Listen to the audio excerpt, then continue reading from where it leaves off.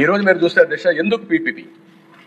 ఇది ఈ రోజు వచ్చింది కాదు. పీపీపీ అనేది మనకు ఆర్థిక సంస్కరణలు వచ్చిన తర్వాత ఈ పీపీపీ అనే దానిపైన ఒక రోడ్డు, ఒక ఎయిర్పోర్టు, నవేడేస్ ఒక కాలేజ్, లేకపోతే ఒక టెలికాం, పవర్ ప్రాజెక్ట్స్, ఎవ్రీథింగ్ వచ్చే పరిస్థితికి వచ్చాయి అధ్యక్ష.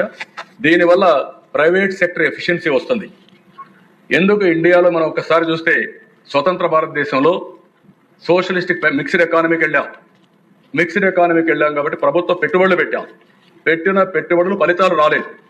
ఎప్పుడైతే ఎకనామిక్ రిఫార్మ్స్కి వెళ్ళామో ప్రైవేట్ వ్యక్తులు వచ్చారు, పెట్టుబడులు పెట్టారు, సమర్థవంతంగా చేశారు, దానివల్ల సంపద సృష్టించారు, దేశానికి ఆదాయం పెరిగింది.